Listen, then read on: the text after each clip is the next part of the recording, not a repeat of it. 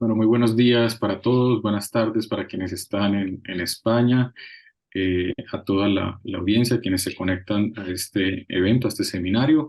El día de hoy nos acompaña el doctor Pablo Mántaras, quien es abogado con orientación en Derecho Administrativo por la Facultad de Derecho de la Universidad de Buenos Aires. Es doctor en Derecho por la Universidad de Buenos Aires también. Ha sido Visiting Scholar en la Universidad de Stanford. También tiene un máster en Derecho por la Universidad de Nueva York y actualmente es juez de la Sala Primera de la Cámara de Apelaciones en lo contencioso administrativo, si no me equivoco. Eh, el profesor Mántaras nos acompaña con una ponencia acerca de los fundamentos de la responsabilidad del Estado social y democrático de derecho. A todos recordarles simplemente que estos seminarios son organizados por la Red de Filosofía del Derecho Privado, que integran las universidades de Girona, la Universidad Adolfo Ibáñez en Chile y la Universidad Externado de Colombia, con el propósito de fomentar el estudio de este ámbito del derecho, del pensamiento jurídico y de crear pues en todos el interés por esta rama del saber. El doctor Mántaras tendrá 40 minutos en su exposición aproximadamente. Luego abriremos el debate para cuestionar, debatir, reflexionar sobre las ideas que nos exponga. Al doctor Mántaras, muchas gracias por su compañía, por aceptar esta invitación y bueno, tiene todo tu tiempo. Muchas gracias, Pablo. Bueno, buenos días o buenas tardes, según donde se encuentren. Para mí son buenos días todavía. Bueno, muchísimas gracias, Alex, por la presentación. Muchas gracias a la red por la invitación y en especial a Diego, que esta posibilidad de conversar hoy con ustedes surgió en un encuentro en Buenos Aires, en un encuentro académico, así que bueno, va mi agradecimiento particular a él. Bueno, yo sé que la red se dedica más que nada a reflexionar sobre temas de filosofía del derecho privado. Yo hoy voy a hablar de probablemente mi reflexión filosófica, o por lo menos las conclusiones se van a orientar un poco más al derecho público, pero en el entendimiento de que lo que voy a tratar de conversar con ustedes es relevante también para el derecho privado, porque en definitiva vamos a estar hablando de las personas jurídicas público-privadas. Entonces, en definitiva, las conclusiones que voy a extraer primero de las personas jurídicas o de los entes colectivos en general y luego aplicados al Estado, me parece que son compatibles, que son coherentes entre sí y van un poco en línea con la idea de mi tesis. Esto que voy a hablar hoy es un pequeño fragmento de un tema que toqué en la tesis al hablar de la imputación, y un poco la idea o uno de los objetivos más centrales o más importantes de la tesis es hablar un poco de una fundamentación única, filosófica única para el derecho de daños, tanto en su faceta pública como privada. Así que bueno, espero que les resulte de utilidad y bueno, no espero convencerlos de nada, sino simplemente dialogar y ver si les parece que esta línea de reflexión que encaré tiene sustento o tal vez no. Preparé un PowerPoint, así que a partir de ahora voy a pasar a compartirles esa presentación. Díganme, por favor, si se ve bien. A ver. Ahora sí, ¿no? Vamos a agrandarlo, a ver. ¿Lo están viendo bien o todavía no? Ahora se ve pequeño, antes se veía Se ve grande. pequeño. Ah, bueno, vamos a Ahí, probar de nuevo entonces. Ahora sí, sí, sí. vamos a probar de nuevo. A ver. Lo agrando y vamos a... Ahí tendría que verse grande. ¿Se ve bien? Se vio grande, pero ahora desapareció. Bueno, vamos a probar de nuevo. Sí, me pasó recién lo mismo, vamos a probar de nuevo. Creo que ahora va a funcionar. Compartir. ¿Ahora? Ahora sí. Bueno, excelente. Bueno, el título es El problema filosófico de la imputación de la responsabilidad a las personas jurídicas, entre ellas al Estado. Yo parto de un interrogante, que es, ¿las personas jurídicas son imputables por las consecuencias de algunos de sus sucesos dañosos?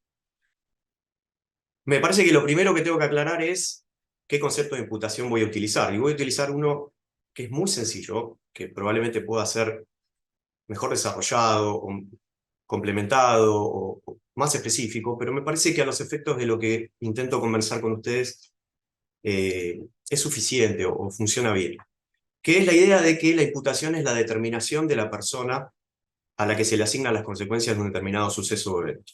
Y si lo trasladamos al derecho de daños, hablamos básicamente de sucesos dañosos, ¿no? De sucesos que dan lugar a daños. Entonces este concepto de imputación básicamente implica poner a cuenta de alguien tanto el hecho, la pertenencia del hecho, como los efectos. Cuando hablamos de la imputación a las personas jurídicas, yo, al menos esta es una posición particular que algunos comparten, otros no tanto, yo creo que es importantísimo tener en cuenta las características ontológicas de los seres humanos. ¿Sí? O sea, porque si no consideramos las características ontológicas de los seres humanos, no podemos construir un régimen de responsabilidad como práctica social institucionalizada que funcione bien para seres humanos. Yo en la tesis hablé de 3 características de los seres humanos, que son la agencia, la vulnerabilidad y la sociabilidad, que a mi entender eran 3 aspectos que eran centrales de la perspectiva del derecho de daños para poder asignar responsabilidad a los seres humanos. La agencia, bueno, todos sabemos a qué nos referimos, la posibilidad de los seres humanos de tener intenciones, tener deseos, generar planes y orientar su conducta hacia esos planes y la finalidad que tienen esos planes. La vulnerabilidad, yo la definí un poco como el carácter efímero y vulnerable del ser humano, es decir, la característica de la finitud del ser humano y su potencialidad de recibir daños y de ser permeable a sufrimientos, y que eso también determina un poco la orientación y el sentido del derecho de daños, cómo tiene que estar construido el sistema de responsabilidad. Y por último, la sociabilidad, que es la necesidad y la tendencia natural de los seres humanos a relacionarnos, a construir vínculos, a interactuar unos con otros, y cómo eso puede, por un lado, potencialmente determinar la existencia de daños, ¿sí? Que de esas interacciones alguno de nosotros resulte dañado, y por otro lado, cómo tanto el dañador como la víctima no permanecen indiferentes al suceso dañoso, cómo incluso el dañador puede tener interés o se siente compelido por los lazos de solidaridad que va construyendo a dar alguna respuesta a su actuar dañoso. Entonces, si la imputación a las personas físicas tiene en cuenta las características ontológicas que tenemos los seres humanos, yo entiendo que el mismo camino, o por lo menos es lo que intenté hacer, es el que tenemos que seguir para la imputación a las personas jurídicas. Es decir, tenemos que discutir, tenemos que pensar cuáles son las cualidades ontológicas de las personas jurídicas. Porque sabemos, y ahora obviamente voy a hablar mucho sobre esto, que las características ontológicas de las personas jurídicas no son las mismas que las de las personas físicas. Entonces, si no son las mismas, tenemos que primero conversar sobre cuáles son esas cualidades, y segundo, tenemos que ver si esas diferentes cualidades habilitan al sistema jurídico, habilitan al derecho de daños, a asignarles responsabilidad. Dejé afuera de toda esta conversación, porque la tesis sí está un poco más trabajado, la idea de que la contracara de la responsabilidad es la indemnidad, ¿no? Un poco la idea que tomo de Diego, de los deberes de responder y los derechos de indemnidad. Lo dejé afuera, pero creo que la explicación que voy a dar también permite, aunque hoy no la voy a exponer, también permite justificar, o vamos a ver si para ustedes también permite justificar asignar derechos de indemnidad a las personas jurídicas en algunas situaciones. Bueno, a ver cómo pasó de página. Ahí está. Bueno, vengo hablando de personas jurídicas porque es el término que usamos en la dogmática jurídica. Cuando nos referimos a las personas jurídicas sabemos de qué hablamos. En filosofía este término se traslada o se traduce en entes colectivos. ¿Sí? El desarrollo filosófico desde la antigüedad hasta la modernidad y hasta la posmodernidad habla de entes colectivos. La rama de la filosofía que yo encontré que más se ocupó, sobre todo en las últimas décadas, de analizar la ontología de los entes colectivos ha sido justamente la ontología social, que es la que trata de analizar y estudiar la realidad social. Y si tenemos que dar una definición muy básica de persona jurídica o ente colectivo, podemos decir que son básicamente grupos de seres humanos que actúan de manera conjunta y coordinada para perseguir un objetivo común. ¿Sí? Esta es un poco la definición más macro que podemos dar de entes colectivos. Los voy a llamar entes colectivos, entes grupales, grupos. Los voy a utilizar a partir de ahora como sinónimos para no ser tan reiterativo utilizando el mismo término. Bueno, ¿cuáles son los aspectos del problema que yo me planteo? Yo creo que al menos tenemos que intentar responder 3 preguntas. Pueden ser más, pero creo que 3 al menos son necesarias. La primera es si los grupos tienen una existencia diferenciada de sus miembros. Voy a volver sobre las 3 preguntas, ahora solo las voy a formular, pero un poco más adelante las voy a trabajar. La segunda pregunta es si los grupos pueden formar intenciones distintas de las de sus miembros y si pueden actuar de acuerdo con esas intenciones. La tercera pregunta es si las 2 preguntas anteriores son afirmativas, las respondemos afirmativamente, si pueden entonces ser responsabilizados por haber actuado dañosamente. Si respondemos afirmativamente las 3 preguntas, entonces entramos al ámbito de lo que en filosofía se conoce como la responsabilidad colectiva.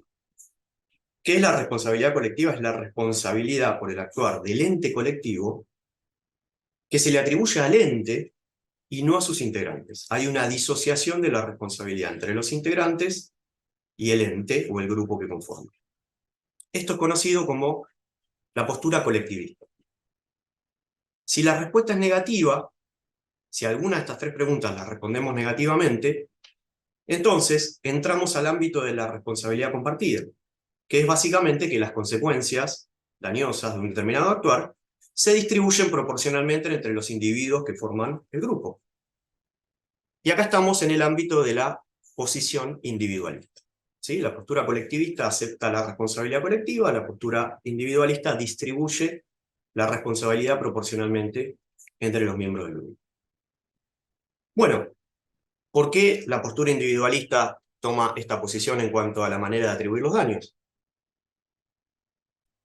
Porque entiende que las intenciones que puede tener un grupo siempre pueden ser reconducidas o siempre pueden ser reducidas a las intenciones de los miembros. Es decir, no hay una voluntad colectiva distinta de la de los miembros, sino que hay una agregación de voluntades.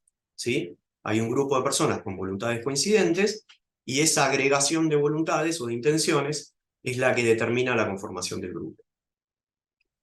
La postura colectivista, en cambio, considera algo distinto, entiende que surge una voluntad colectiva, que en determinados contextos y cuando el grupo tiene determinadas características, surge una voluntad grupal, una voluntad colectiva, que es distinta, es una voluntad diferente de la que tienen los seres humanos que integran ese grupo.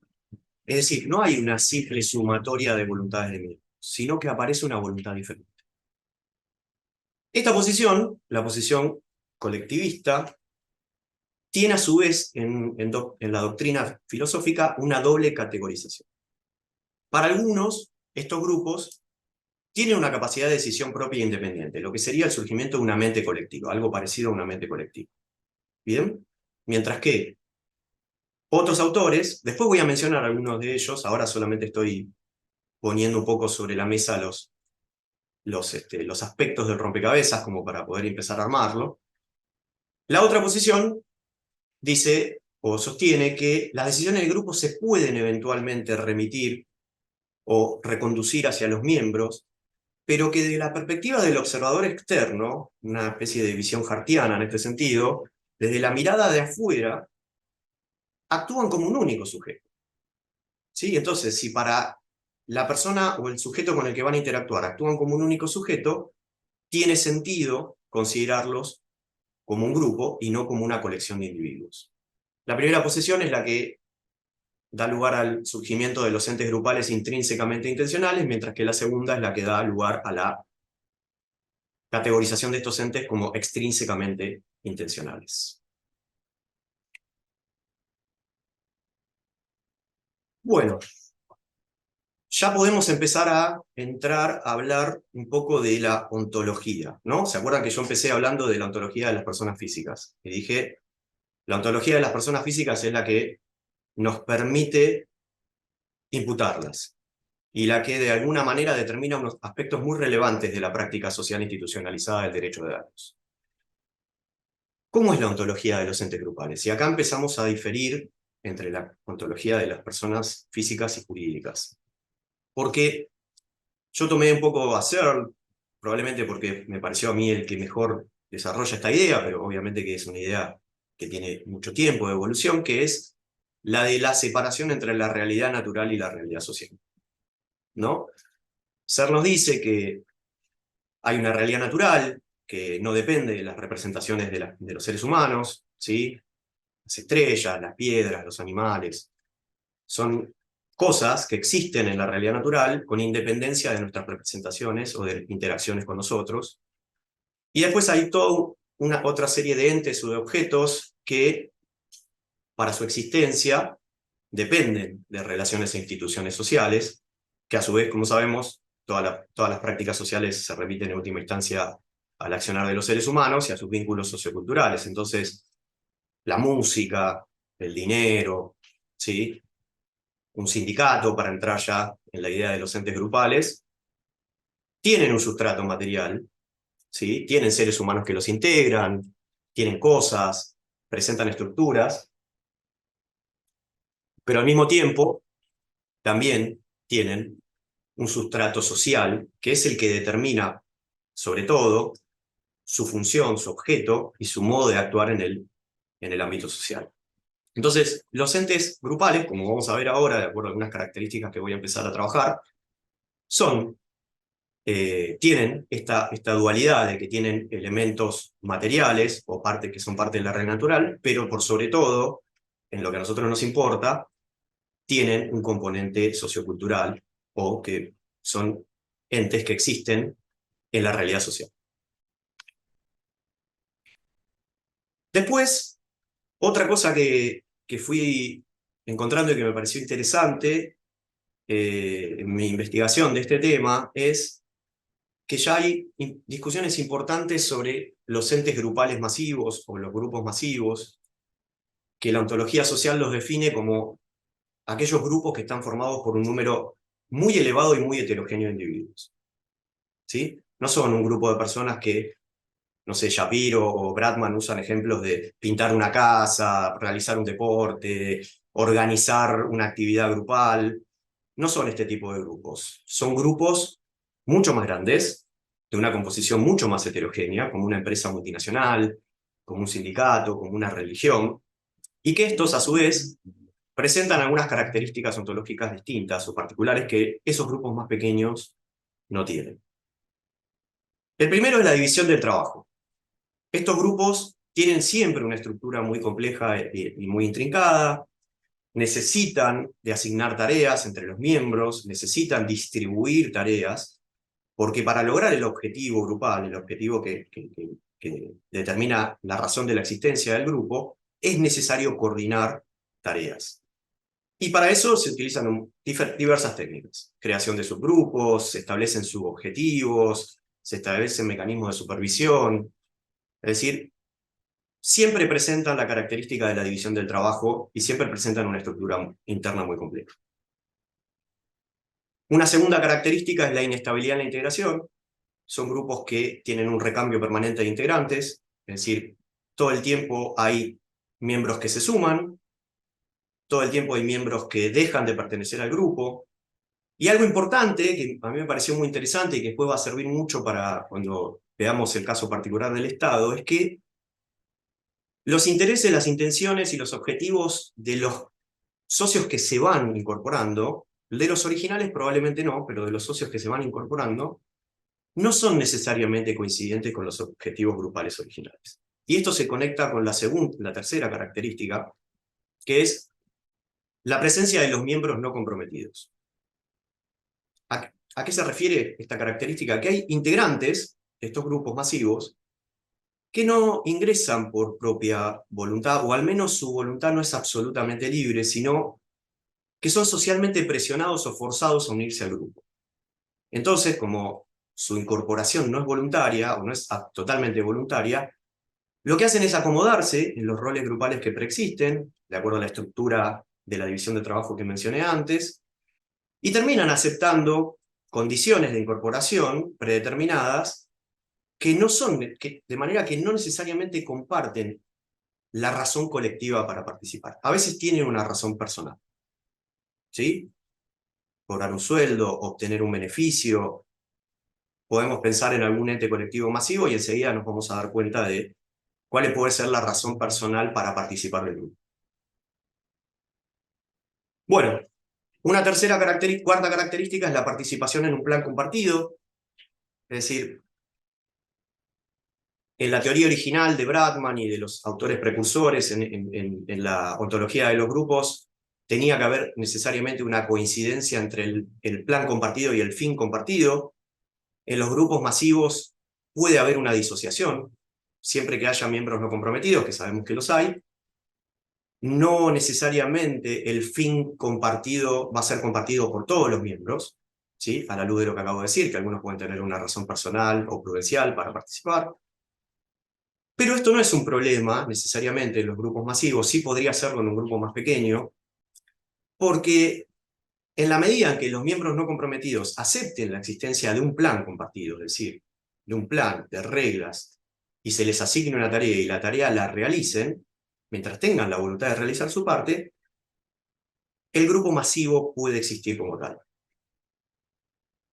Y bueno, el último elemento es que hay estructuras de autoridad, ¿no? Tiene que haber sí o sí guías claras de actuación, no hay otra manera de que estos grupos, por la complejidad de las tareas que desarrollan y de los objetivos que persigan, no tengan guías claras de actuación.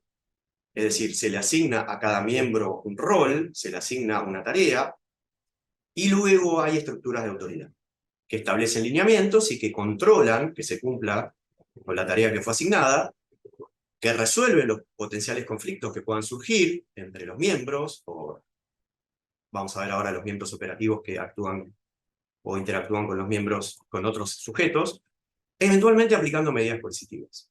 Si es necesario para lograr la unidad de acción, si es necesario para que se respete el plan compartido, tiene la posibilidad de aplicar medidas coercitivas.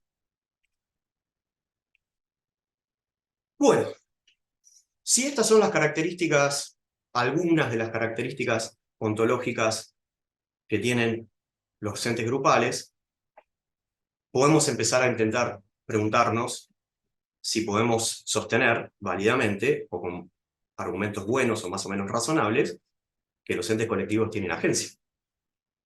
Y yo entiendo que hay fuertes indicios en favor de responder que sí. Y acá tomé algunos argumentos de autores, sobre todo de los más clásicos, en materia de ontología social, y los fui tratando de combinar de alguna manera, y encontré que había una fuerte coincidencia en el fondo, en la mayoría de los autores, en cuanto a que sean intrínsecamente o extrínsecamente intencionales, se puede hablar de que hay agencia, de que el ente colectivo puede actuar como un agente en el mundo social. El primer argumento es de Gilbert, que es que nunca el actuar del grupo es determinado por la voluntad de un solo individuo, ni siquiera de un pequeño grupo de individuos o de algunos individuos, sino que siempre hay un compromiso colectivo en actuar y pensar como un solo cuerpo. Es decir, no se puede reducir la voluntad de los colectivos a las intenciones particulares, porque los mismos miembros no hacen la misma reflexión cuando toman decisiones grupales que cuando actúan a nivel individual. Se produce una disociación entre los deseos, los intereses, los objetivos. Esto lo refuerza mucho Philip Petit, cuando dice que hay una discontinuidad entre las intenciones individuales y colectivas. No pensamos del mismo modo, ni actuamos del mismo modo cuando formamos parte de un colectivo que cuando actuamos de modo individual. Se produce una reconversión de nuestros deseos, de nuestras intenciones y de nuestras pretensiones cuando actuamos de manera grupal.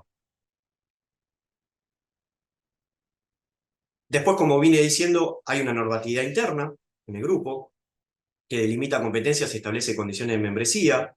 Entonces, ningún miembro puede por sí mismo cambiar esas condiciones, y esto habla de un ente que tiene permanencia en el tiempo y que no está sujeto a la voluntad de un determinado individuo o de un grupo de individuos, ¿sí? Sino que hay una normatividad interna, pero que de algún modo para cada miembro está determinada externamente, ¿sí? Porque no puede por su propia volición cambiar las reglas de membresía, por ejemplo, de cómo se incorpora al grupo, no se pueden cambiar de manera individual. Este argumento lo desarrolló, a mi gusto, muy bien Peter French. Después, Raimo Tumela, que también escribió bastante sobre entes colectivos, nos habla de la distinción entre los agentes operativos y los agentes no operativos. Los agentes operativos son los que toman las decisiones en nombre del grupo. ¿Sí? Pensemos en cualquier cadena de autoridad de cualquiera de estos entes colectivos masivos. Hay siempre sujetos que toman decisiones y participan de esa cadena de decisiones. ¿Sí? Y son los que determinan cómo va a actuar el grupo, cómo va a actuar el sujeto colectivo y cómo va a interactuar con otros sujetos. Y después tenemos un número mucho mayor de agentes no operativos, ¿sí? Los afiliados a un sindicato, una obra social, los miembros de una obra social, etc. Estos agentes no operativos validan esas decisiones con la aceptación. En la medida en que las decisiones que toman los agentes operativos sean validadas por no operativos y entonces el ente colectivo actúe de acuerdo con esas decisiones, podemos hablar de que hay un ente que actúa orgánicamente y que interactúa con otros sujetos. Otra característica que nos lleva a pensar que hay agencia es que, por más que los integrantes del colectivo cambien, no hay un cambio de identidad. ¿Sí? No es que los miembros del grupo son un elemento esencial, que si el grupo pierde esos elementos, pierde su entidad social como tal, sino que hay algo más que la simple agregación de las partes. Wilson habla, por ejemplo, da los ejemplos de una obra de arte, ¿no? Que es más que el lienzo, una pintura es más que el lienzo y la tinta, ¿no? Una escultura, una canción es más que un instrumento que la toca. Entonces, hay algo más que la simple agregación de las partes. Y bueno, y por último, algo que a mí siempre me gustó, que la primera vez que leí sobre estos temas se lo leí a Diego, que es siempre pensar en si las prácticas sociales nos demuestran que intuitivamente estamos bien rumbeados hacia lo que queremos justificar. Y la verdad que yo creo que nuestras prácticas sociales aceptan como parte de la realidad que los entes colectivos actúan y son tenidos como tales. Es decir, es natural en nuestras relaciones sociales considerar que los entes grupales hacen cosas, leemos todo el tiempo noticias de que hay entes grupales que actúan en el mundo, nos referimos en nuestros discursos coloquiales a los entes grupales como entes que existen y que actúan, y no pensamos en los integrantes o en las cosas que poseen o en las estructuras que tienen, sino que pensamos en un ente que tiene la capacidad de actuar en el mundo social y que incluso tiene la capacidad de interferir con nuestros derechos en un sentido positivo o negativo. Entonces, como conclusión preliminar, yo sostengo que hay algunos grupos humanos que pueden actuar como agentes, que están diferenciados de los miembros que los conforman, que pueden formar intenciones y que pueden actuar de acuerdo con estas intenciones.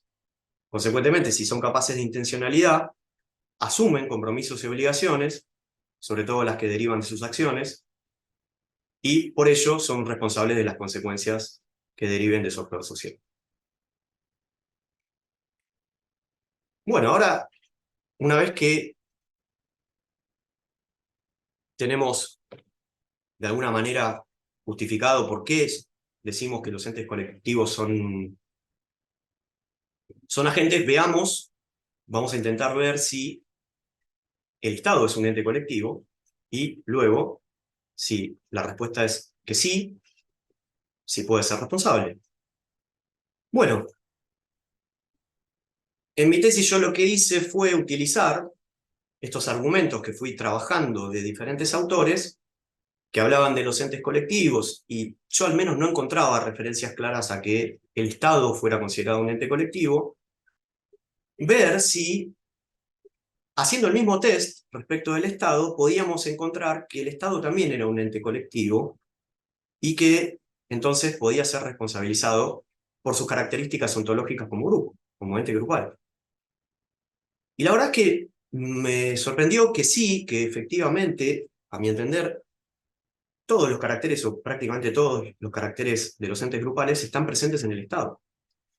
Por lo pronto no hay duda, a mi entender, de que hay un compromiso conjunto de todos los miembros del Estado, de realizar acciones necesarias, mejor dicho, las acciones necesarias para alcanzar los objetivos que justifican la existencia del Estado como organización política.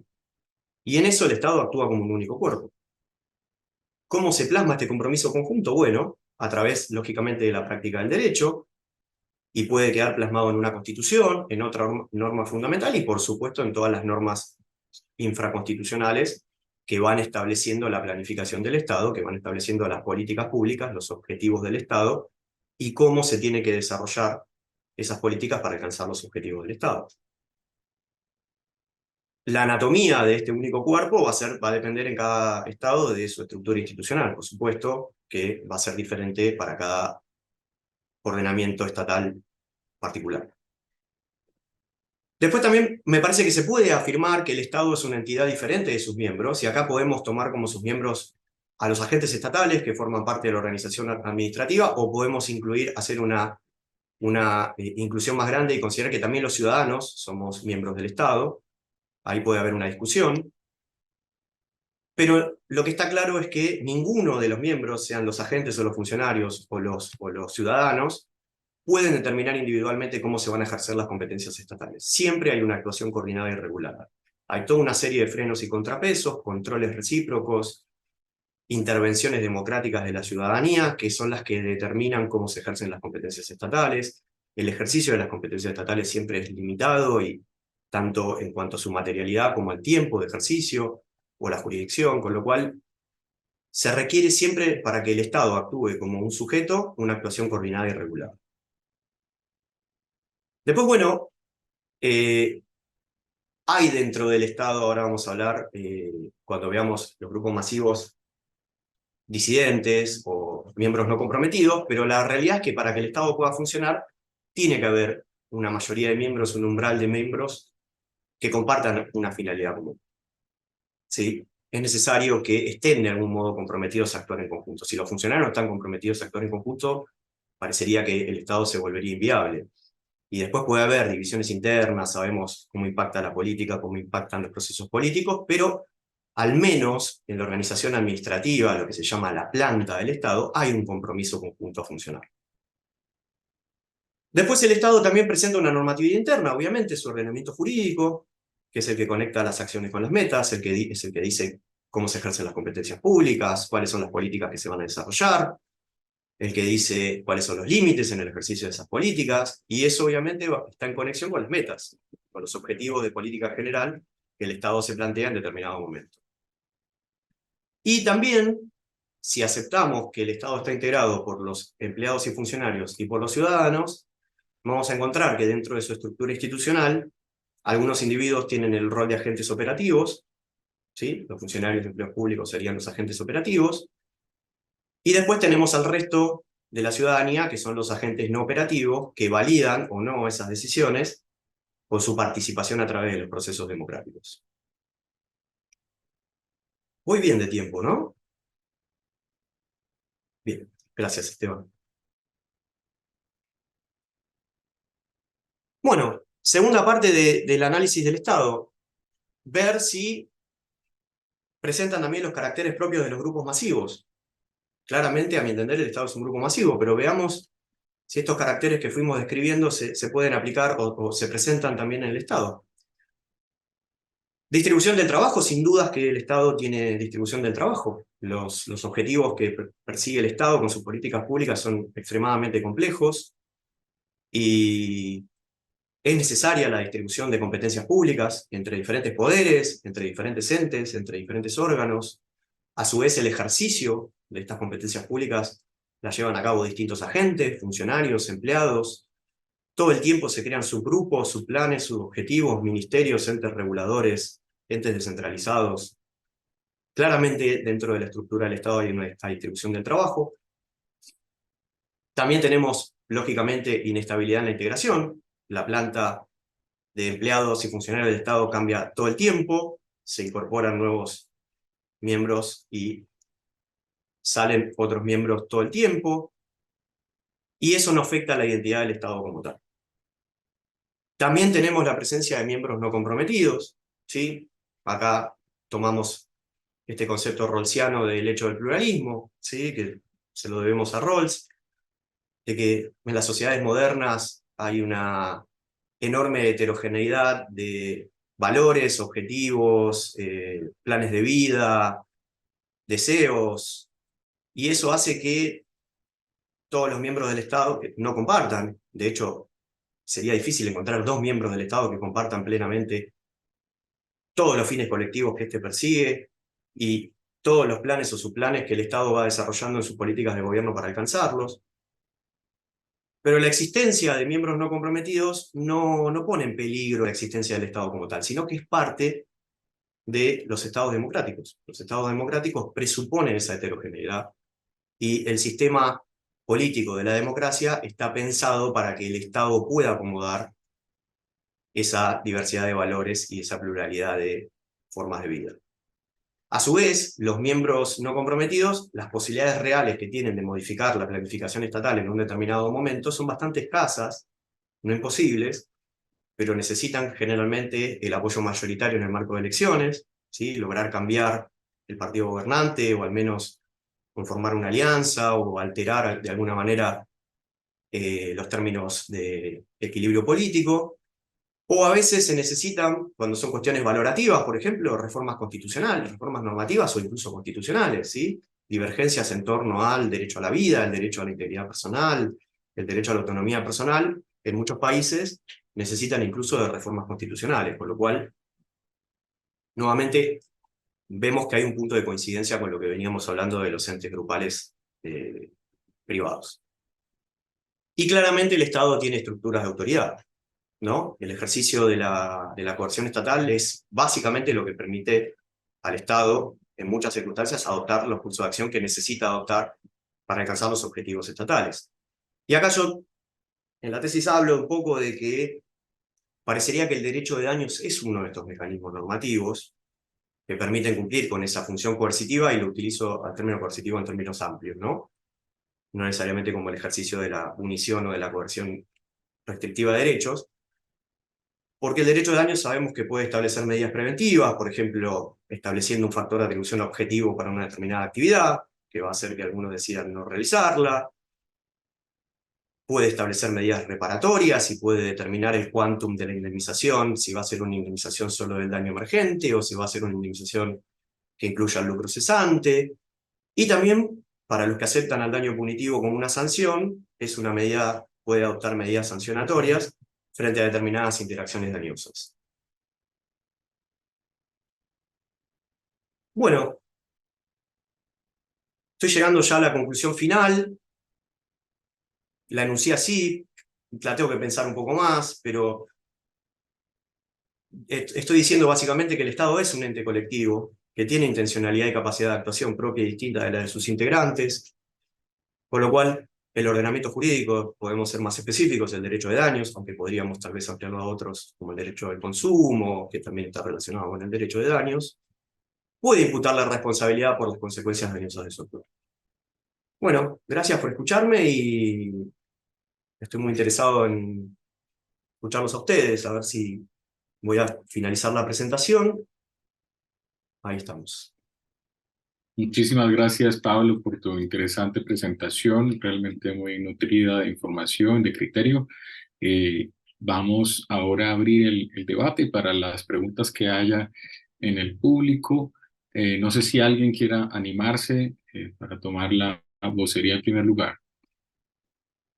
Diego levantó la manita, así que tienes la palabra, Diego.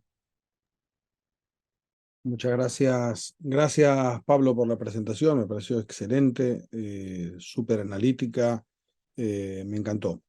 Y la tesis, aunque no la pude leer toda porque es extensa y bueno, estamos como estamos con los tiempos, también las partes que vi me parecen de una factura espectacular, así que es un trabajo que tarde o temprano me leeré y ya te comentaré más en detalle, ¿sí? Solo dos dudas tengo nada más. La primera es, ¿qué relación hay entre, porque me parece muy bien la estrategia, ¿no? De hablar de entes colectivos masivos, y ver que no son simplemente reducibles a las individualidades que componen estos entes, ¿no? Pero tenemos el Estado, tenemos las personas, funcionarios y ciudadanos, y tenemos también los gobiernos. Y a veces esa figura del gobierno, que está entre medio del Estado y las personas individualmente consideradas, parece hacer algún tipo de interferencia, porque muchos de esos atributos, ¿sí? de tener ciertos compromisos con ciertos fines o no tenerlos, ¿no? Parecen cosas que podríamos atribuir a los miembros del gobierno, y no tanto o no necesariamente al Estado, ¿no? A la constitución de un Estado. Entonces quería saber, en tu opinión, cómo el aparato conceptual puede incorporar la idea de gobierno como algo distinto o no. Pues si al final toda la estructura colapsa en el gobierno, todavía no tienes una responsabilidad estatal, sino la responsabilidad de un gobierno por las decisiones que ha tomado respecto de ciertos temas, los riesgos que ha decidido introducir, ¿no? Esta es la primera. Y la segunda era si no tienes más, si no logras o si has empleado más recursos que los necesarios para fundar la responsabilidad del Estado. Lo digo porque en realidad una intencionalidad colectiva del Estado no es necesaria para responsabilizar al Estado, ¿no? El Estado puede ser responsable más allá de su intencionalidad, del mismo modo que las personas individuales son responsables a veces por el mero riesgo de la cosa, sin tener intenciones que sean relativas a causar ciertos daños, ¿no? Si yo, no sé, soy dueño de algún objeto considerado riesgoso en el ordenamiento jurídico, ni siquiera recuerdo que tengo dentro de mi acervo, dentro de mi patrimonio, ese objeto, y ese objeto causa daño, soy responsable más allá de cualquier intención que haya tenido de mantener, no mantener, tener, ni siquiera era consciente, pero es que figuro en el registro como propietario, soy responsable según la ley. Esto es posible en muchos sistemas jurídicos. Entonces, la intencionalidad parece que si no es ni siquiera necesaria para los agentes individuales, ¿por qué sería necesario elaborar un argumento y todo el esfuerzo para el Estado? El Estado podría ser responsable en tanto, mira, es persona jurídica, como esta entelequia que es necesaria para la organización en la vida contemporánea, que es muy compleja, necesitamos distintas cosas como las personas jurídicas, también el Estado. Muy bien. Y el Estado tiene su patrimonio, sí, muy bien, y tiene ciertas competencias, ¿no? Que puede desarrollar, ciertas cosas que puede hacer que involucran ciertos riesgos. Responsabilidad objetiva por esos riesgos y la garantía es ese patrimonio. ¿Necesitas realmente la intencionalidad o no? Tal vez sí, pero a mí no me quedaba claro bien por qué. Muchas gracias. Tienes la Bueno, palabra. muchísimas gracias, Alex. Bueno, gracias, Diego, por tus interesantes preguntas. Empiezo por la primera. A ver, yo lo pensé desde una perspectiva jurídica. No tengo tan claro cómo funcionan, tengo una idea, pero no me animo a sellar una explicación de cómo funciona en España o de cómo funciona en Colombia o en Chile. Pero en Argentina, el Estado, como sujeto jurídico, como persona jurídica pública, responde siempre el Estado. Así haga algo un funcionario público o un gobernante elegido durante este periodo, durante el próximo periodo, durante el periodo anterior, el Estado va a ser el que va a responder. Se adopta una medida económica que es gravosa, que causa perjuicios, incluso por actividad lícita, el Estado va a responder. El funcionario podría eventualmente responder con su patrimonio, pero la realidad marca que hay una responsabilidad solidaria, porque es lo que establece el ordenamiento jurídico, con lo cual yo me interesé en dar respuesta a la responsabilidad del Estado como persona jurídica. ¿Bien? Entonces, en esto, la actuación de los funcionarios políticos es lo mismo que si actuara un director nacional, que al menos en Argentina es un funcionario de carrera, es un funcionario que hace una carrera dentro de la administración pública. Si ese funcionario realiza una actividad que causa un daño, va a responder el Estado. Si un policía se excede en el ejercicio de su poder de policía y causa un daño, va a responder el Estado. Si el ministro de Economía adopta una decisión que prohíbe la importación de determinado producto y con eso causa un daño, la responsabilidad es siempre la misma. Entonces yo lo que traté de hacer es caracterizar al Estado como persona jurídica y como ente colectivo desde esa perspectiva, ¿no? No sé si te estoy respondiendo, espero que sí. Sí, sí, tal vez lo único que matizaría, perdón que Sí, sí, interrumpa, sí, también lo hacemos un poco así, un poquito dialogado esto. perfecto, me parece mejor. Eh, lo único que añadiría ahí para terminar de entender el punto es los requisitos que hay para que se constituya una agencia colectiva, ¿no? Los ejemplos y creo que señalas bien, ¿no? Que Bradman, Shapiro toman ejemplos como caminar juntos por la playa o hacer un asado. Los dos tenemos que tener cierto compromiso con esto. Y creo que dijiste en la exposición que la actividad del Estado sería imposible si no hay cierta convergencia o cierto compromiso, al menos en no interrumpir ¿no? la finalidad colectiva y todo esto. Y yo no sé si eso es más propio de un gobierno que de un Estado, ¿no? ¿Hace falta todo esto o no? Porque parece que el Estado está más allá de todo y que soporta mucho, soporta gente absolutamente disidente, totalmente alienada. Un gobierno menos, un gobierno soporta menos eso. Y tu caracterización me parecía que encajaba también en la idea de gobierno. Ahora, es necesario para que haya un Estado de ese tipo de cohesión. Puede haber miembros alienados, pero puede haber mayoría de miembros alienados en un gobierno, no. En un Estado, tal vez sí, no sé. Esa era mi duda. La primera, ¿no?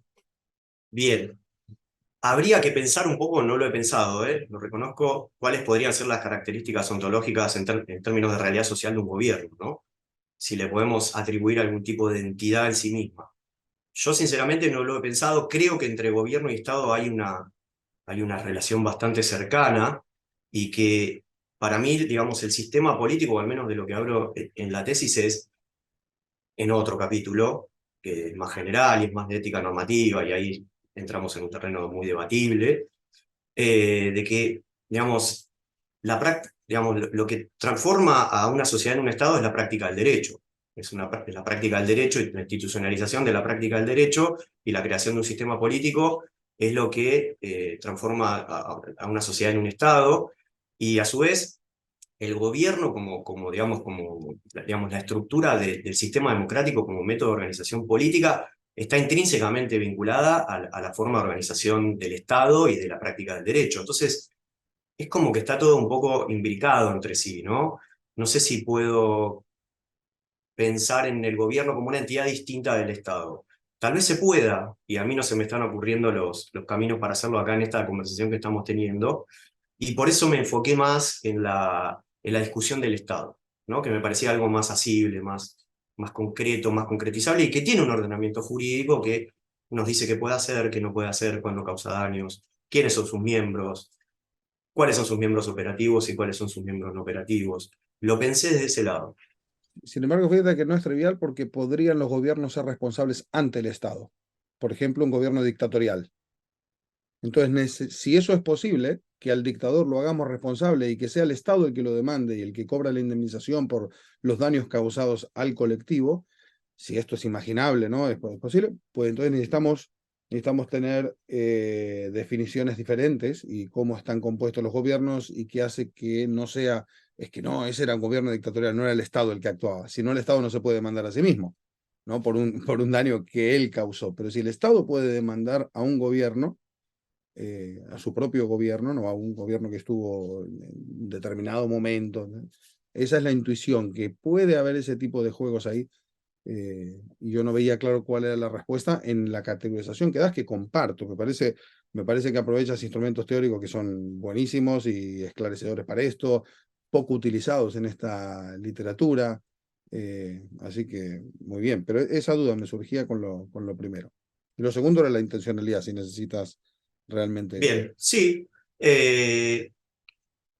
Al menos en Argentina, el Estado puede demandar a los funcionarios.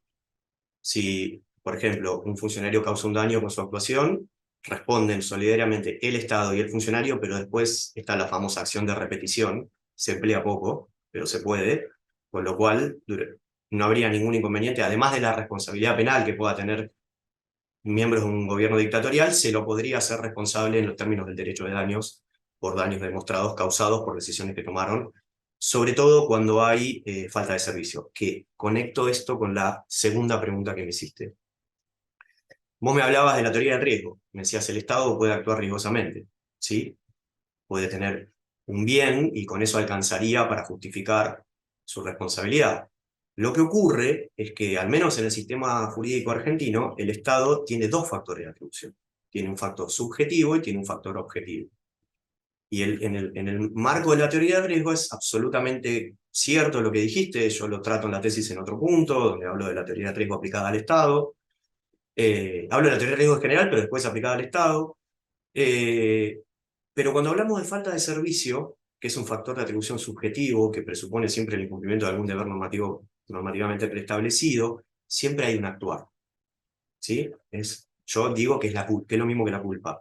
Estoy en absoluta disidencia en Argentina, porque en Argentina se considera la falta de servicio un factor objetivo. Para mí es un modo especial de culpa, lo explico ahí en la tesis, explico mi visión. Y la culpa siempre necesita un obrar de un agente. Necesita que alguien actúe y actúe mal. Entonces, para poder justificar la responsabilidad del Estado cuando actúa ilícitamente, cuando actúa con falta de servicio, a mí me parece que necesitamos una imputación que presuponga a alguien que tiene la capacidad de actuar con sentido en el ordenamiento jurídico y en el mundo social. Por eso un poco la idea de desarrollar esta primera parte, que después se clarifica en la tesis cuando hablo de los factores subjetivos y objetivos, ¿no? Ahí yo planteo una idea de que en muchos casos en los factores objetivos hay una cierta agencia mediada, en el sentido de que cuando hay culpa responsabilizamos por acciones que están mal, mal en términos jurídicos, no morales, ¿no? Que están mal, que incumplen alguna norma del sistema. Y cuando responsabilizamos por responsabilidad objetiva, responsabilizamos por el rol que un sujeto decide ocupar en el sistema jurídico. El rol de propietario, el rol de progenitor, padre, tutor, el rol en Argentina de dueño de una escuela, es decir, tenemos el rol de dueño de un animal, ¿sí? Asumir ese rol nos expone a nosotros a ciertas responsabilidades, aunque después no intervengamos en la cadena causal que genera el daño. Aunque lo que cause el daño sea una cosa, sea una actividad riesgosa, aunque no hayamos incumplido ningún deber de seguridad, nos pusimos voluntariamente en ese rol y eso es lo que determina nuestra responsabilidad. Gracias, Pablo. Yo voy a hacer algo poco usual, pero ya que somos pocos, lo aprovecharé. Y es insistir un poco en la segunda cuestión que te planteaba Diego. Me parece deducir de tu respuesta que acabas de dar que eh, realmente lo que se necesita para que el Estado sea responsable es la capacidad de intencionalidad, más no la intencionalidad de facto. Es decir, responsabilizamos al Estado porque entendemos que es un ente colectivo capaz de actuaciones intencionales, pero las actuaciones u omisiones intencionales no son necesarias para la responsabilización del Estado. Y es lo propio que sucede con los particulares, ¿no? Yo puedo responder por el hecho de mis hijas, ¿sí? Por el daño que causan mis hijas, aunque no tuviese ninguna intención de que mis hijas lo causaran, pero las descuidé con alguna negligencia, las dejé jugar con un objeto peligroso, rompieron el cristal del vecino, etcétera, ¿sí? Lo propio acontecería con el Estado. Entonces, se me adjudica o se me imputa responsabilidad porque era capaz de una actuación diferente, pero la intencionalidad no se requiere como elemento necesario para mi responsabilidad. Y lo propio sucedería con el Estado. La intencionalidad del Estado puede ser una, la del sujeto agente o la del sujeto servidor público puede ser otra, y la intencionalidad del Estado puede no estar ni siquiera presente a la hora de responder, ¿no? El caso, por ejemplo, un soldado o un guardián carcelario que, no sé, comete un abuso sexual contra uno de los presos, ¿no? Ahí no hay intencionalidad del Estado por ningún lado, o sea, hay una intencionalidad individual, pero que es claramente distinguible de la del Estado mismo, ¿no? No obstante, el Estado era capaz de vigilar un poco más ese tipo de actuaciones para prevenirlas. Entonces, no sé si tal vez estoy por el lado, te interpreto bien, o la intencionalidad juega un carácter necesario ahí, es un elemento necesario para la construcción de tu tesis. Gracias, Alex. Muy interesante la pregunta. No lo había pensado en términos de capacidad de intencionalidad, sino de intencionalidad, y voy a tomar los dos ejemplos que diste. En el caso que vos estás jugando con tus hijas, algo que me pasa a mí también, hay una decisión de no vigilarlas. O sea, las omisiones implican, a mi entender, desde mi perspectiva, una abolición. Cuando yo elijo no hacer algo, estoy tomando una decisión, ¿no? Al menos parte de la agencia, como yo la entiendo, es a veces decidir no actuar. Entonces, si yo decido vigilarlas menos, estoy tomando una decisión. Yo sé que tengo un deber de seguridad sobre mis hijas y elijo vigilarlas menos.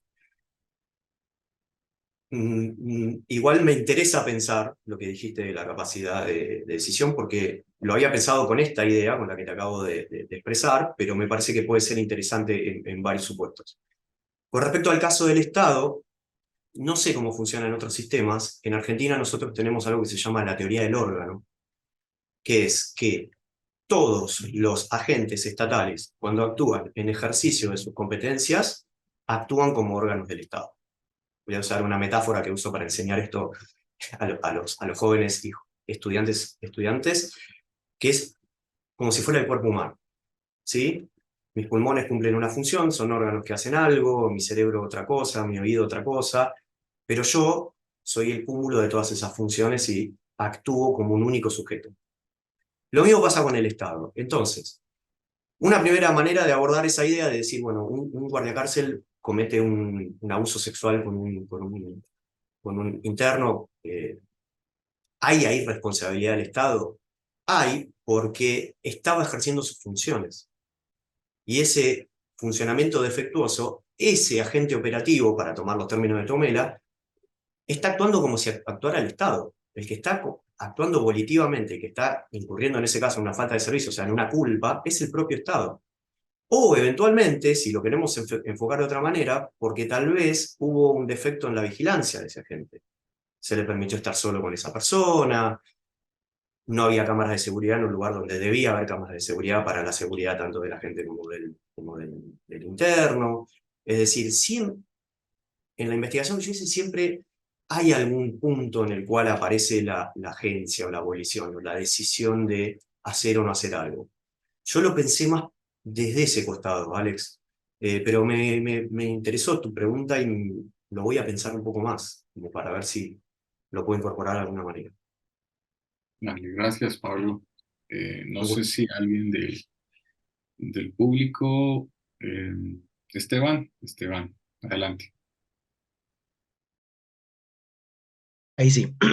Gracias, Pablo. Me gustó mucho la presentación, la propuesta. Se ve que es una tesis súper pensada, reflexionada, maciza y con un background teórico muy importante. Cuando formulabas la observación y todo, en el autor que yo pensaba, después aparecía en la lámina siguiente. Entonces fue como bien divertido, como que tenías prácticamente toda la bibliografía que uno podía imaginar ya bien revisada. Cuatro cositas, son muy pequeñas.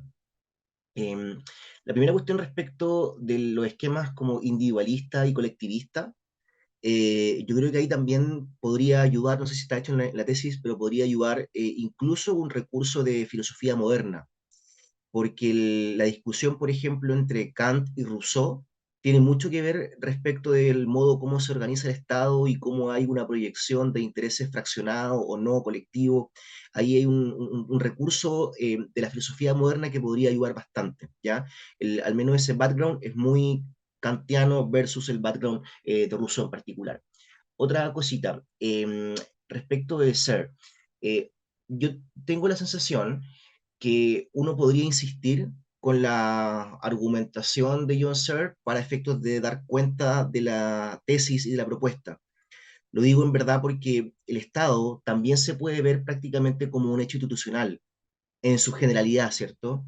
Y por ello, bueno, quizá el Estado como construcción institucional derivada de la intencionalidad colectiva, bueno, sirve para imputar responsabilidad.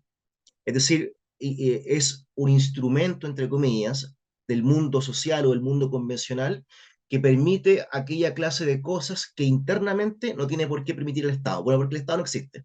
Es una construcción jurídica en particular, convencional, etc.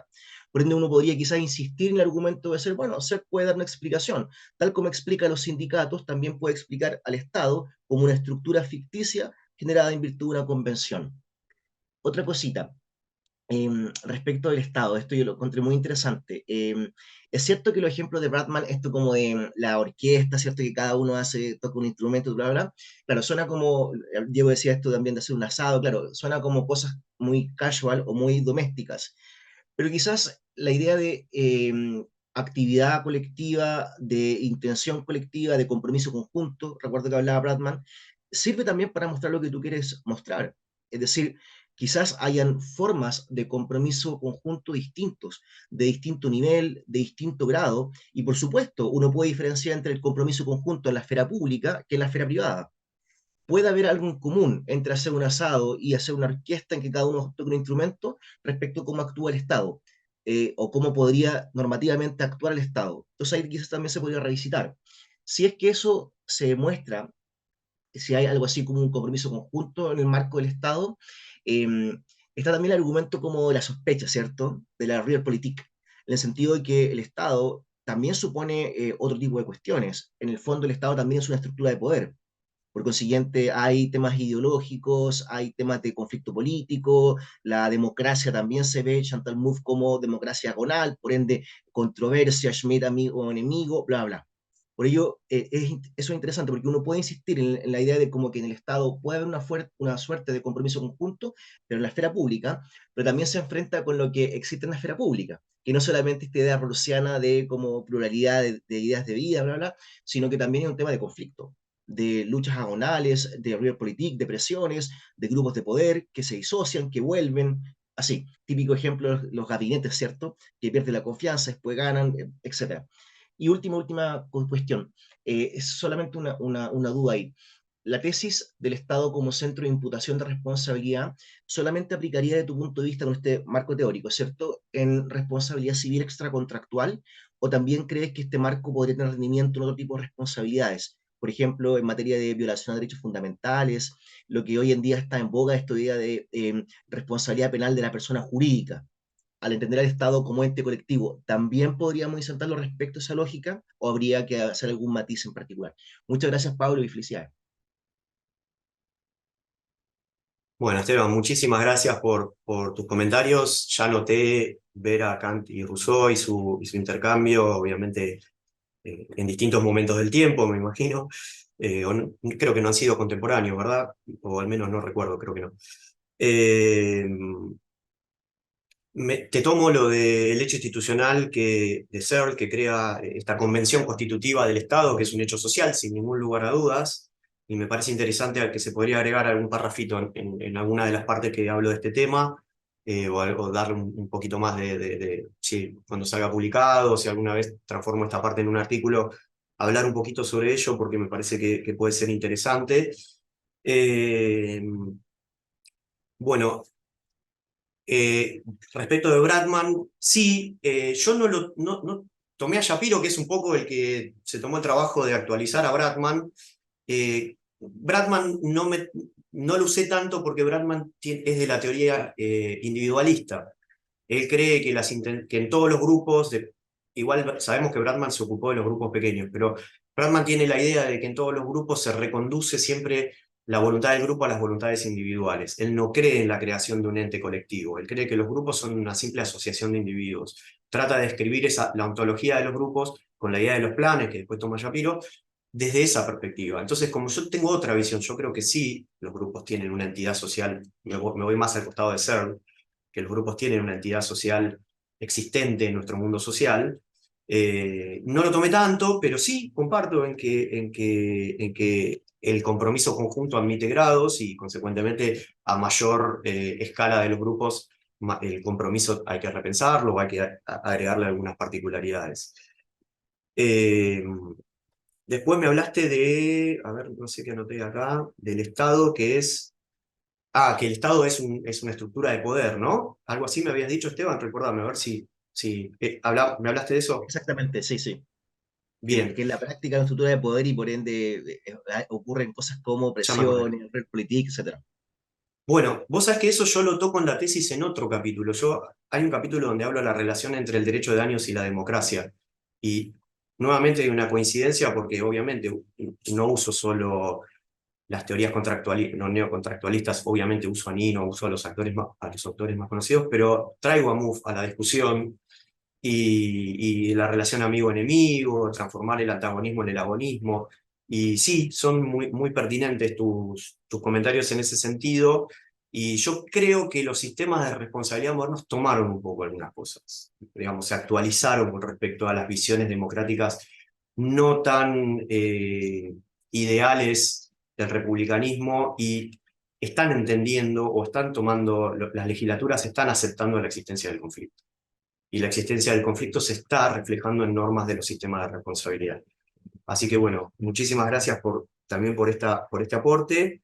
Y tu última duda era, me Si el planteaste marco una duda al final. teórico solamente está comprometido con dar cuenta de la pertinencia del Estado como centro de imputación respecto al ámbito de derecho de daños, o Bien, también se podría extender a otras responsabilidades. bien. Bueno, lo toco muy poco en la tesis, muy tangencial. Hago la aclaración de que la responsabilidad de los entes humanos y de los entes sociales no puede ser la misma. Los entes sociales son artefactos, o sea, existen solo, como vos dijiste, en el mundo social, con lo cual hay toda una serie de características que tenemos los seres humanos que los entes grupales no tienen, no son capaces de emociones, con lo cual, en principio, no son capaces de cometer la mayoría de los delitos, con lo cual no pueden matar a alguien, ¿sí? No pueden abusar de alguien. Entonces, solo se podría pensar en ámbitos muy específicos, como el penal tributario, por ejemplo. Habría que ver si ahí es posible crear tipos penales que responsabilicen al Estado. En principio me parece un poco problemático, pensándolo ahora con vos, pero no descartaría darle un poco más. Penal medioambiental, perfecto, excelente ejemplo, sí, ahí me parece que sería más viable.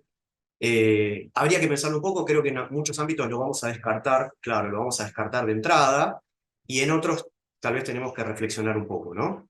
En un trabajo que yo usé, eh, pero no encontré la verdad que no encontré sobre responsabilidad penal de los estados. Así como también me costó mucho encontrar sobre trabajo sobre responsabilidad del Estado, ¿no? Como ente colectivo. No encontré, al menos yo en mi investigación, ninguno, que desde esta perspectiva, de la perspectiva filosófica, ¿no? Pura, no encontré, pero de responsabilidad penal de los estados en materia medioambiental, la verdad que hasta el momento no he leído nada y si tenés algo me gustaría mucho leerlo, me interesaría mucho.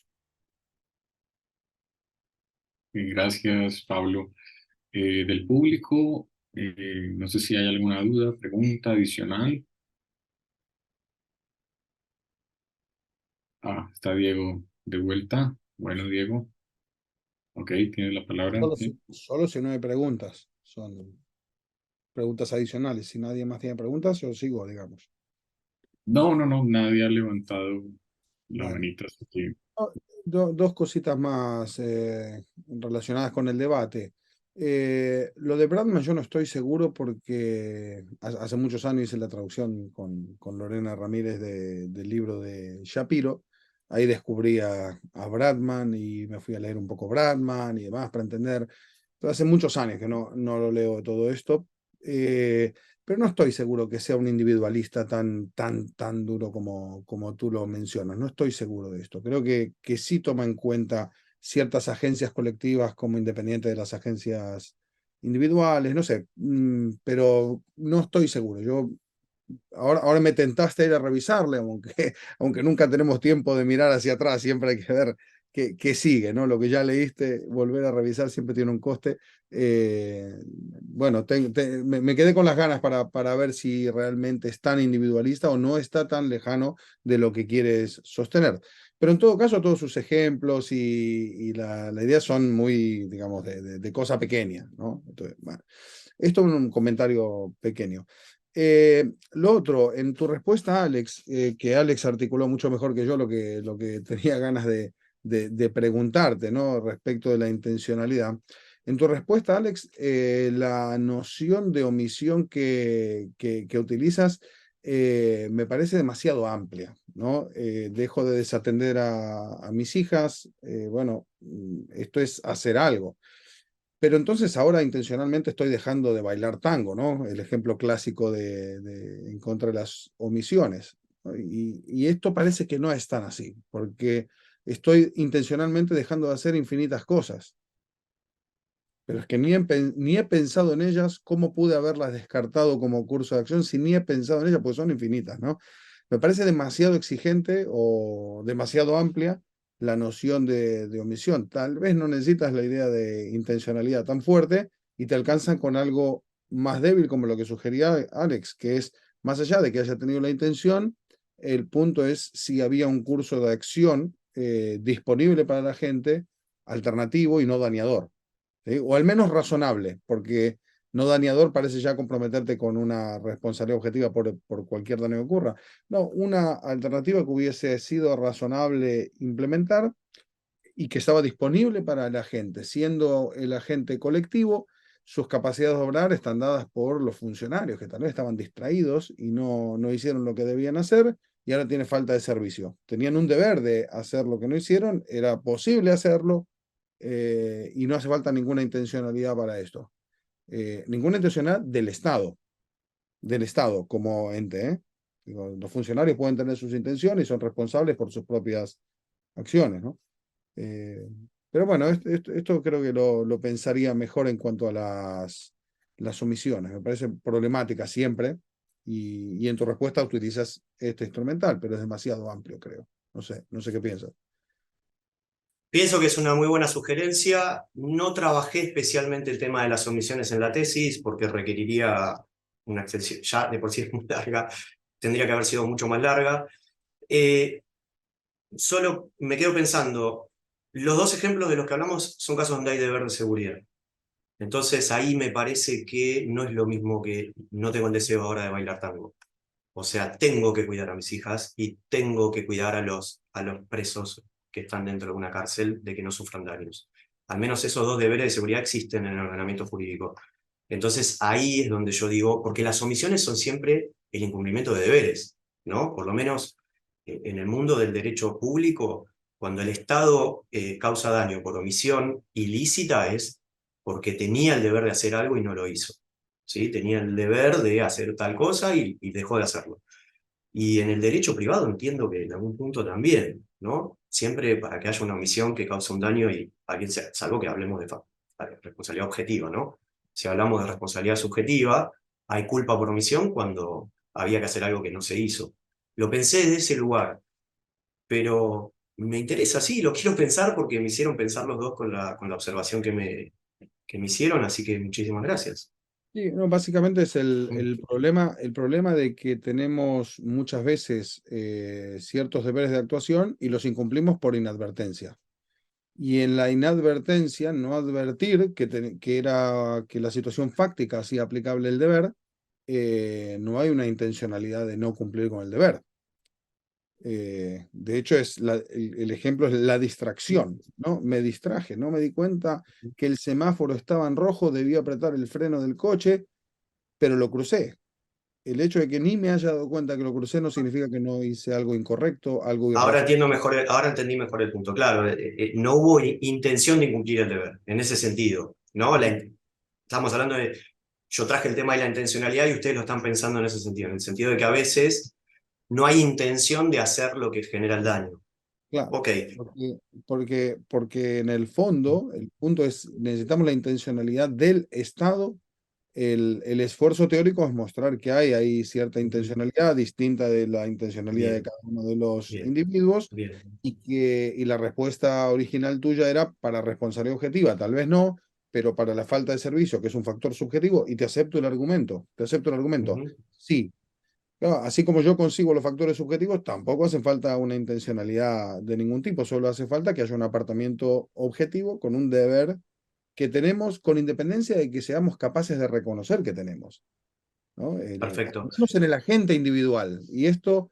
si esto es así en el agente individual, ¿por qué le pedirías más al agente estatal que genuinamente sabemos que no tiene intenciones, ¿no? Ujú. Está Hagamos. clarísimo. Tal vez es simplemente una cuestión semántica de cómo definimos intención. Creo que puede ser eso, Puede ser. porque tal vez mi concepto de agencia es un poco más amplio que simplemente tener la intención de hacer lo que hice o lo que no hice. Entonces tal vez ahí se abre una discusión un poco más amplia, ¿no? De cómo ¿Los agentes en qué condiciones pueden ser responsabilizados? ¿Solo cuando tienen la intención o no la intención concreta de hacer algo? Si se ponen en un determinado rol, que es un poco lo que yo sostengo, también hay agencia más mediada que cuando yo quiero causar un daño o cuando yo hago algo que negligentemente causa un daño, ¿no? Pero tal vez entramos en la discusión de cómo se relacionan intencionalidad con agencia. Y ahí tal vez simplemente creo que podría hasta ser semántico, digo, de cómo definimos intencionalidad. Y entiendo el punto, y me parece súper importante aclarar esto, No de que puede ser. cuando hablo de intención no estoy hablando de necesariamente tener la intención o la no intención de hacer algo concreto, y que eso cause un daño. Gracias, Pablo. No sé si haya alguna pregunta final por parte del público. Bueno, si no la hay, que creo que no veo ahí manitos levantadas, yo te hago una pregunta y es si Sí, estarías de acuerdo con la afirmación de que en las hipótesis de responsabilidad estatal hay una autoimposición de responsabilidad por parte del Estado hacia sí mismo, o si de alguna forma lo ves como sucedería en el caso de los particulares, ¿no? Por ejemplo, Goldberg y Pusch que tienen esta idea de que el Estado es el que provee una vía de solución ante el conflicto entre dos particulares, pero es un tercero, ¿no? Que es el Estado mismo. En este caso, en las situaciones de responsabilidad estatal, es el Estado en su expresión rama judicial la que dice yo soy responsable por lo que hice yo mismo. Eh, ¿Te suena bien esta afirmación? ¿El Estado se hace autorresponsable o no? ¿Cómo le darías un viraje o cómo lo entiendes? sí, me parece correcta y agregaría que se hace autorresponsable, primero legislativamente, porque crea las normas que establecen el sistema de responsabilidad del Estado y dicen en qué condiciones el Estado responde, y luego, ante un suceso dañoso concreto, si el Estado no decide asumir su responsabilidad, cosa que sabemos que no sucede, será un juez o una jueza quien va a determinar si están cumplidos los extremos que exige el ordenamiento jurídico. Pero me suena bien, y de hecho hablo algo de esto en la tesis, cuando hablo del Estado, un poco, ¿no? De qué es el Estado desde la perspectiva del derecho de daños.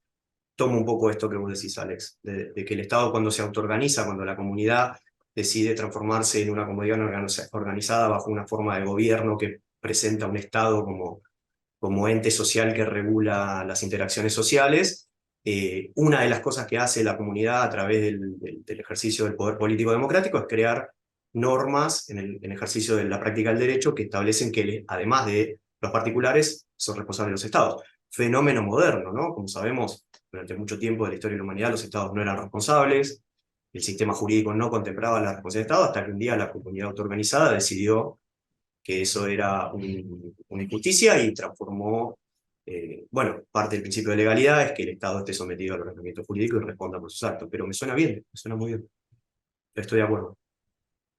Gracias, Pablo. Eh, bueno, creo que no hay más preguntas.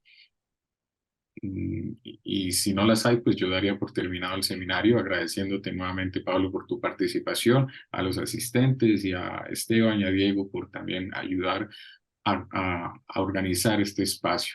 Esperamos poder contar contigo en alguna ocasión próxima y bueno, saludos a todos a la distancia. Bueno, muchísimas gracias por la invitación, la verdad que fue un placer, les agradezco la deferencia de leer estas pequeñas páginas y de prestar atención, me gustaron mucho sus observaciones y cuenten conmigo cuando quieran, sí, podemos conversar de lo que quieran. Muchísimas gracias. Muchas Muchas gracias a ti, gracias Pablo. a vos, Pablo, un placer. Muchas Gracias, gracias. Pablo. Todos. Estupendo. Saludos a todos. Adiós, gracias. Un abrazo, Muy nos bien. vemos. Muchas gracias, adiós. Hasta luego, hasta luego.